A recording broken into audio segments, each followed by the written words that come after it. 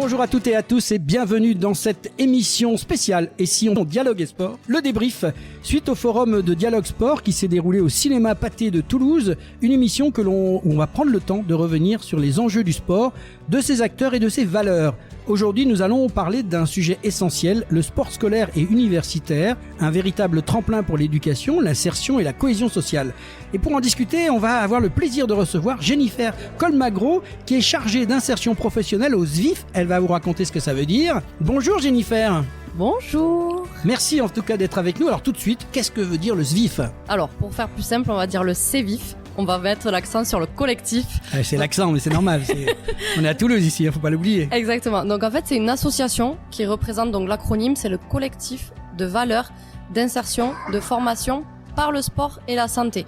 Donc plus précisément, en fait, on fait de l'insertion par le biais du sport. Tu vas justement nous parler du sport comme un levier d'équilibre, de lien social, c'est bien ça. Dans le cadre scolaire, on parle parfois de sport éducatif ou de sport pour apprendre à vivre ensemble. Concrètement, selon toi, quel est le rôle du sport dans le parcours éducatif de jeunes ?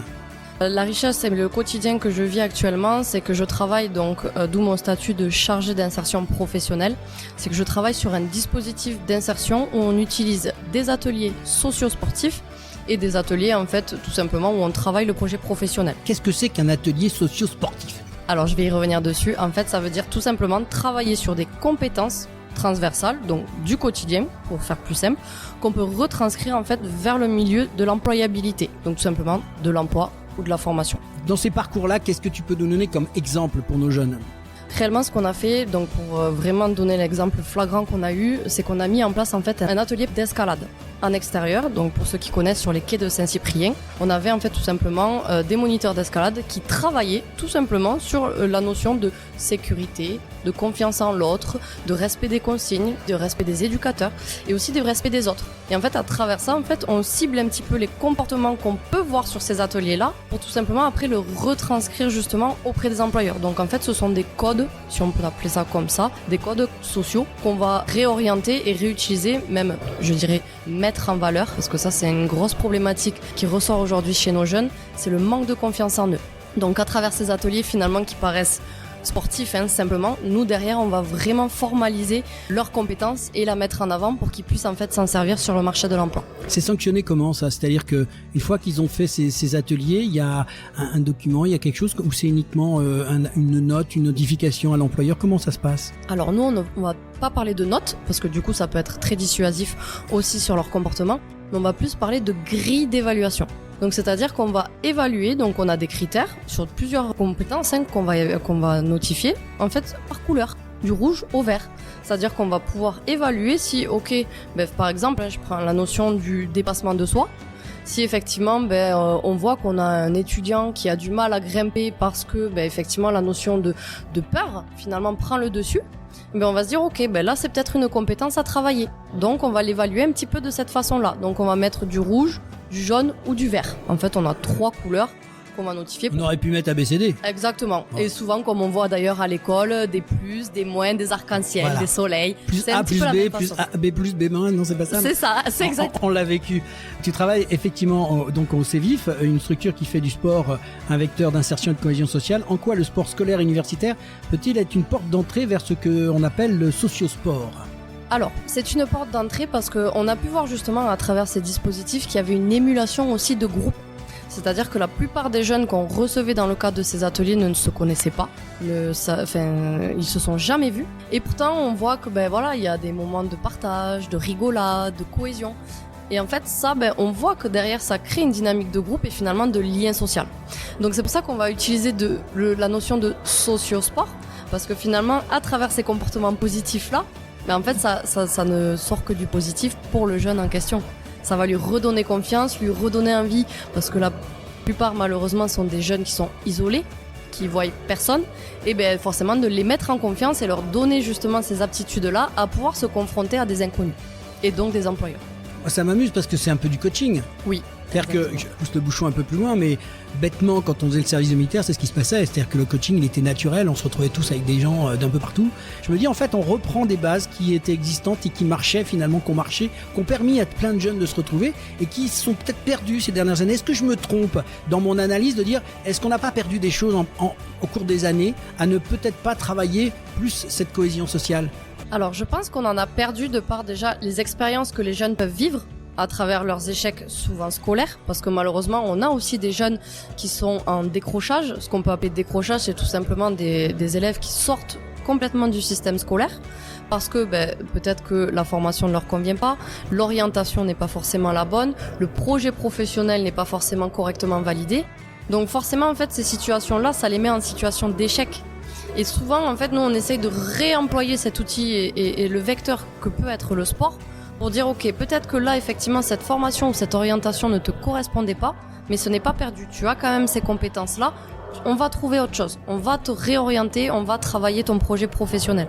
Et c'est pour ça qu'on travaille aussi également avec des conseillers en insertion professionnelle avec qui on est en lien avec les éducateurs, ce qu'on appelle du coup le nouveau statut, les socio-sportifs, pour faire le lien entre les ateliers sociaux pour pouvoir en fait peaufiner après leur projet professionnel et forcément les réorienter en fonction de leurs compétences. Et alors comment ces jeunes viennent à toi ? Comment ça se passe ? Quels sont les critères ? Comment ça s'organise ? Pour le coup, on a plusieurs entrées, c'est-à-dire qu'alors on a tout simplement une méthodologie qui est un petit peu spécifique à notre association. C'est ce qu'on va appeler le travail de rue. C'est les allées verts. C'est-à-dire que nous, on se déplace dans les territoires. Alors ça peut être des territoires de Toulouse ou même de la métropole, de la banlieue de toulousaine, pardon. Et en fait, on va à leur rencontre. On voit des jeunes, des fois dans des parcs, dans des cities. On prend contact avec eux, on échange un petit peu avec eux sur leurs besoins, s'ils sont en formation, s'ils pratiquent des activités sportives. Et en fait, on essaye un petit peu de créer du lien pour, entre guillemets, si je peux dire ça comme ça, de les raccrocher à notre association et leur dire voilà, on vous propose du sport et à côté de ça, on travaille votre projet professionnel. Donc ça, c'est la première méthodologie qui est un petit peu spécifique finalement à notre association. Mais après, on travaille aussi avec les institutions.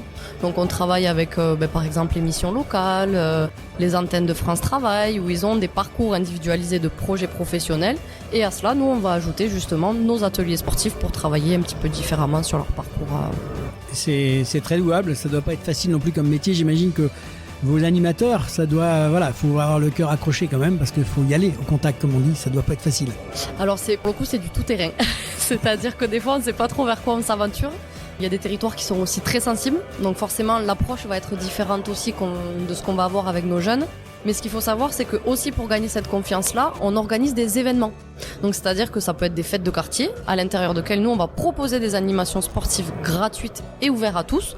Et c'est là où on va discuter aussi et prendre les premiers contacts. On va un petit peu aller plus loin, on voit que le sport a un vrai impact sur la construction des jeunes, ça c'est une évidence. À Dialogue Sport, on le voit bien, mais aujourd'hui, le sport scolaire universitaire fait face à de nombreux défis, manque d'équipement, baisse de la pratique régulière, inégalité d'accès. Comment on imagine son avenir et quelles sont les pistes qu'il faudrait, selon toi, renforcer ?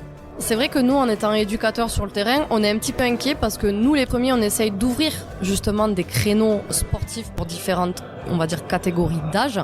Mais la problématique se pose autour des infrastructures d'accueil. C'est-à-dire que soit les gymnases ou les lieux d'accueil des activités, malheureusement, sont surchargés. Donc, ce qui nous laisse pas de choix, de possibilité d'ouvrir des créneaux. Ou alors, tout simplement, c'est à travers justement ce que je vous disais tout à l'heure, les événements, donc ce qu'on peut appeler le sport de rue, où là, ça permet un accès facile et gratuit, justement pour les publics qui n'ont pas de possibilité de financer ou tout simplement de se mobiliser autour des activités. Véritable sacerdoce du sport. Si je peux m'exprimer comme ça, c'est un petit peu, c'est une belle vocation quand même. Il y a une partie, il faut savoir y aller, il faut en vouloir. Je pense que c'est pas évident. C'est passionnant. C'est passionnant parce que finalement, aucune journée se ressemble. C'est-à-dire qu'on ne sait jamais à quoi s'attendre, on ne sait jamais ce qui va se passer. Mais à côté de ça, on a quand même aussi beaucoup de reconnaissance. C'est-à-dire qu'on a aujourd'hui des familles qui nous contactent, qui viennent vers nous, qui nous remercient parce qu'on développe justement ces créneaux-là adaptés à leurs enfants à des moindres coûts, voire gratuitement. Donc forcément, en fait, finalement, la reconnaissance, on l'a de ces familles-là, de ces publics-là qui sont réellement dans le besoin de pratique et de mobilisation finalement de ces enfants-là. Merci Jennifer, on sent la passion, ça c'est beau à entendre en tout cas. C'était Jennifer Colmagro qui est chargée d'insertion professionnelle au CEVIF. Merci beaucoup Jennifer pour ce témoignage passionnant. On retiendra que le sport à l'école comme à l'université, c'est pas seulement une activité physique, c'est une école de vie. un outil d'insertion et surtout un moyen d'apprendre à vivre ensemble. Merci encore pour cet échange inspirant et bravo pour ton engagement auprès du CEVIF. Merci à vous d'avoir suivi Et si on dialoguait sport, le débrief, une édition spéciale proposée en partenariat avec le forum Dialogue Sport.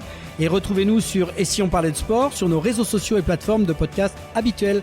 À très vite pour un nouveau débrief. Merci.